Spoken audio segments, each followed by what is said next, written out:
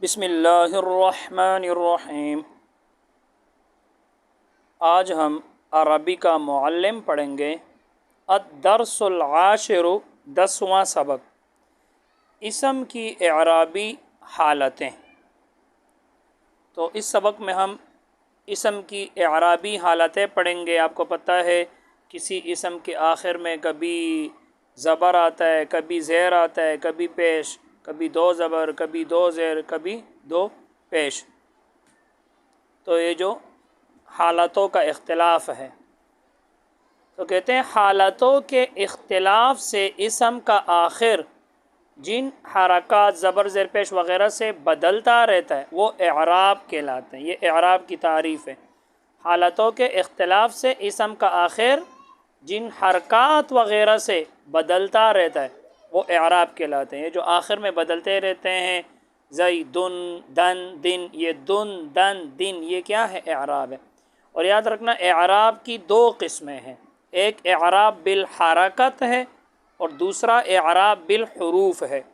اعراب بالحرکت جو حرکت زبر زیر پیش کو کہتے ہیں، تو جو زبر زیر پیش آخر میں بدلتے رہتے ہیں اس کو اعراب بالحرکت کہتے ہیں۔ جیسے میں کہتا ہوں جاء زیدن، رأیت زیدن، بزیدن۔ دیکھو زیدن دو پیش آیا، زیدن دو زبر آیا، بزیدن اب دو زیر آیا، تو اس کو اعراب بالحرکت کہتے ہیں۔ اور دوسرا اعراب بالحروف ہے کہ آخر میں حروف بدلتے رہتے ہیں۔ جیسے آپ پڑھ لو گے کہ جاء ابوک، رأیت اباک، مررت بابیک۔ اب دیکھو ابو، ابا، ابی، ابو آخر میں کیا آیا؟ واو۔ ابا اب آخر میں کیا آیا؟ الف۔ ابی اب آخر میں کیا آیا؟ یا۔ تو اس کو کہتے ہیں اعراب بالحروف، کیونکہ واو، الف، یا جو آخر میں بدل رہے ہیں حرف ہے، حرکت تو نہیں ہے۔ ابو، ابا، ابی، تو ایک اعراب بالحرکت ہے اور ایک اعراب بالحروف ہے۔ تو کہتے ہیں اعراب کی دو قسمیں ہیں، ایک اعراب بالحرکت ہے جو زبر زیر اور پیش سے ظاہر کیا جاتا ہے، زیدن، زیدن، زیدن۔ دوسرا اعراب بالحروف ہے، یہ آگے آ جائے گا اعراب بالحروف، جو بعض حروف کی زیادتی سے ظاہر کیا جاتا ہے، بعض حروف کی زیادتی سے۔ تو کبھی واو آتا ہے، کبھی الف آتا ہے، کبھی یا آتا ہے۔ اسی طرح تثنیہ کا جو اعراب ہے جاء رجلان، الف کے ساتھ آتا ہے، رأیت رجلین، مررت برجلین، یا ساکن ما قبل مفتوح کے ساتھ آتا ہے۔ تو یہ حروف ہے، حرکت نہیں ہے۔ تو اعراب کی دو قسمیں، اعراب بالحرکت اور دوسرا اعراب بالحروف۔ نمبر 2، کوئی اسم جب فعل کا فاعل یا مبتدا یا خبر واقع ہو تو اسے حالت رفع میں سمجھو۔ مبتدا اور خبر کی مثالیں درس نمبر 6 میں گزر چکی ہے۔ یاد رکھنا کوئی اسم جب فعل کا فاعل واقع ہو جائے، یا کوئی اسم جب مبتدا واقع ہو جائے، یا کوئی اسم جب خبر واقع ہو جائے تو اسے حالت رفع میں سمجھو، وہ مرفوع ہوگا، مرفوع ہوگا۔ اس کے اوپر پیش آئے گا، کبھی ایک پیش، کبھی دو پیش، کبھی واو آئے گا، کبھی الف آئے گا، تو اس کو حالت رفع میں سمجھو۔ یاد رکھنا فاعل، مبتدا، خبر اور بھی اس کی صورتیں ہیں۔ آپ نے علم النحو میں مرفوعات 8 پڑھی ہے، تو اس کی اور بھی صورتیں، اس نے صرف فی الحال 3 دی ہے۔ فاعل مرفوع ہوتا ہے، اسی طرح مبتدا مرفوع ہوتا ہے، خبر مرفوع ہوتا ہے۔ تو کوئی اسم جب فعل کا فاعل واقع ہو یا مبتدا واقع ہو یا خبر واقع ہو تو اسے حالت رفع میں سمجھو۔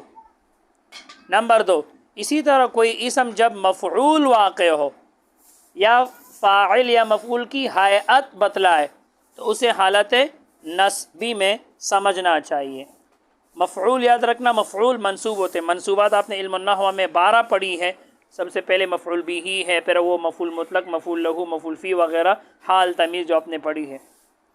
تو کہتے ہیں کوئی اسم جب مفعول واقع ہو یا فاعل یا مفعول کی حالت بتائے اس کو حال کہتے ہیں، جو فاعل یا مفعول کی حالت بتائے۔ مثال کے طور پر کہ فاعل جب یہ کام کر رہا تھا تو اس کی حالت کیا تھی؟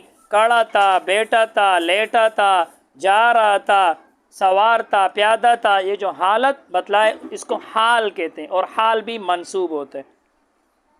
تو منصوبات اس کی تفصیل آپ علم النحو میں پڑھ لو گے۔ علم النحو میں فی الحال آپ اتنا ہی سمجھے کہ جب کوئی اسم مفعول واقع ہو جائے یا فاعل یا مفعول کی حالت بتائے تو اس کو حالت نسبی میں سمجھو، یعنی وہ منصوب ہوگا۔ منصوب مفعول کس کو کہتے ہیں؟ یاد رکھنا، جس پر فاعل کا فعل واقع ہو، جس پر فاعل کا فعل واقع ہو۔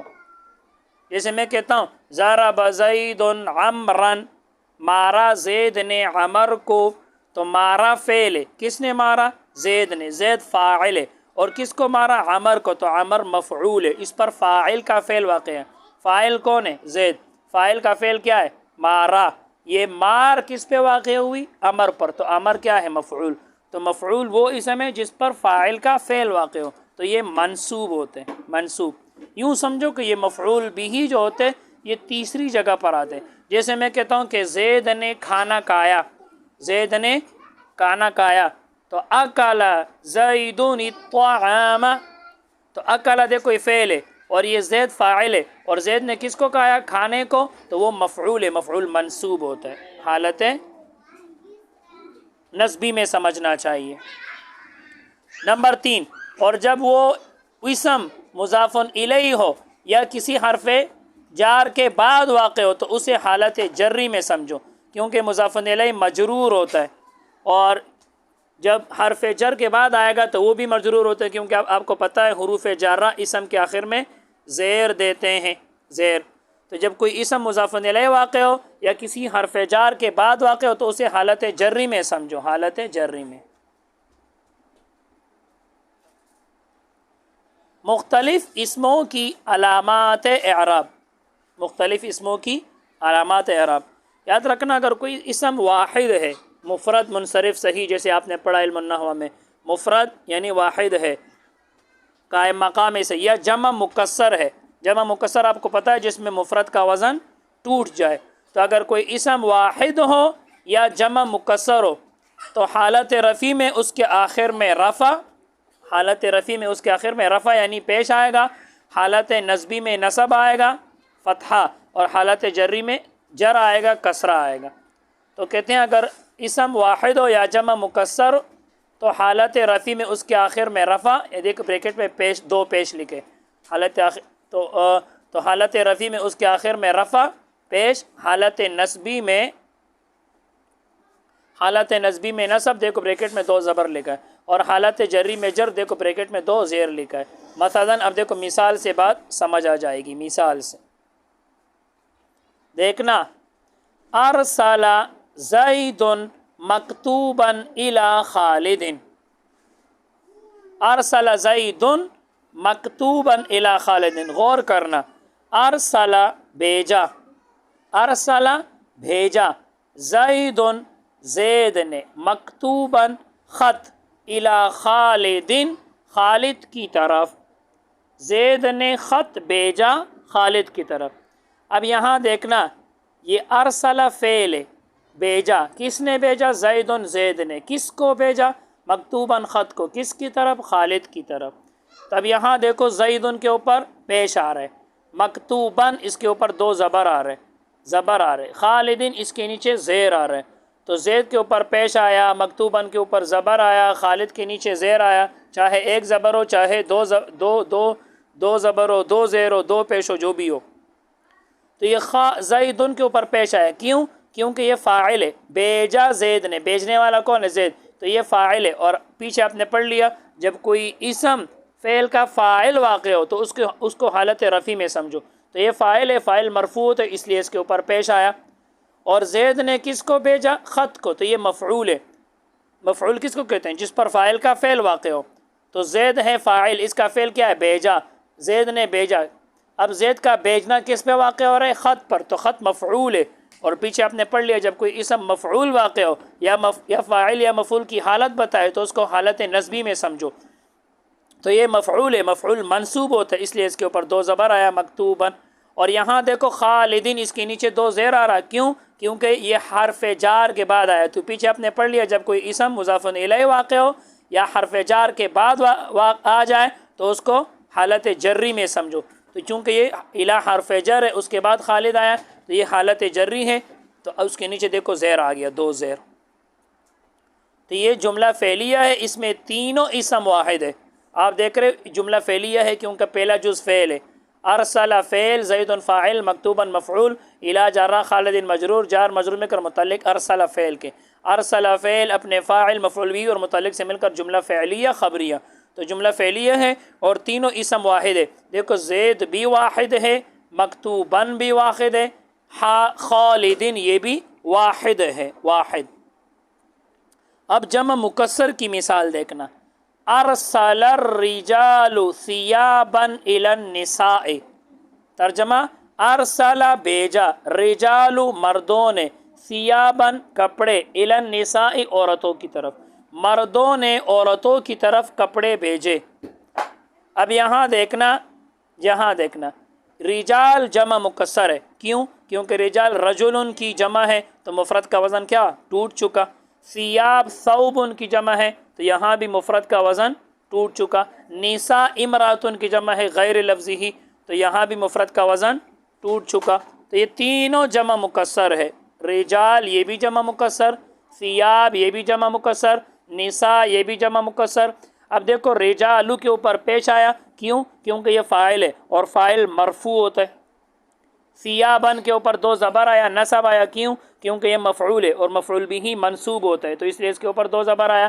نساء کے نیچے زیر آیا. کیوں؟ کیونکہ یہ حرف جار کے بعد آیا اور حرف جار تو اسم کے آخر میں زیر دیتے ہیں. تو دیکھو رجالو یہ فاعل ہے تو پیچھے آپ نے پڑھ لیا تھا کہ کوئی اسم جب فاعل واقع ہو تو اس کو حالت رفع میں سمجھو, اور کوئی اسم جب مفعول واقع ہو تو اس کو حالت نصبی میں سمجھو, اور کوئی اسم جب مضاف الیہ یا حرف جار کے بعد واقع ہو جائے تو اس کو حالت جری میں سمجھو. تو یہ بھی جملہ فعلیہ ہے کیونکہ پہلا جز فعل ہے, جملہ فعلیہ ہے. اور اس میں تینوں اسم جمع مکسر ہے. رجال بھی جمع مکسر, ثیاب یہ بھی جمع مکسر, نساء یہ بھی جمع مکسر. آپ آگے تیسری مثال پڑھ لیتے ہیں.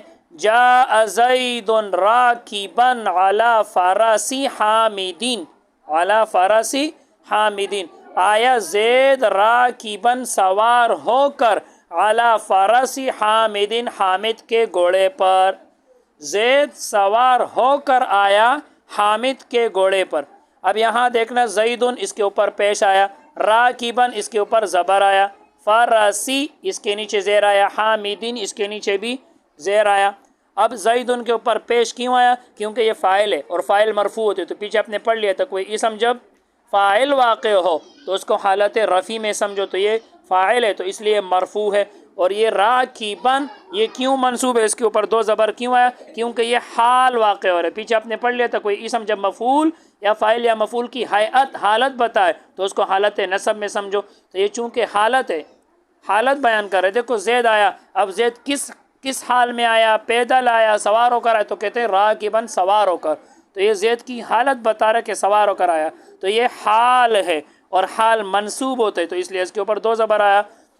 اور فرسی کے نیچے آپ دیکھ رہے ہو زیر ہے. کیوں؟ کیونکہ یہ حرف جار کے بعد واقع ہوا. اور حامدین اس کے نیچے بھی زیر ہے. کیوں؟ کیونکہ یہ مضاف الیہ ہے, فرسی مضاف ہے, زیدین حامدین مضاف الیہ ہے اور مضاف الیہ مجرور ہوتے. پیچھے آپ نے پڑھ لیا کوئی اسم جب مضاف الیہ واقع ہو یا حرف جار کے بعد واقع ہو تو اس کو حالت جری میں سمجھو. تو کہتے ہیں یہ بھی جملہ فعلیہ ہے. راکبن فاعل کی حالت بتلا رہے, زید کی حالت بتلا رہے, اس لیے منصوب ہے. بس آج کے لیے اتنا ہی. اللہ تعالی ہم سب کو علم نافع عطا فرمائے. السلام علیکم ورحمۃ اللہ وبرکاتہ.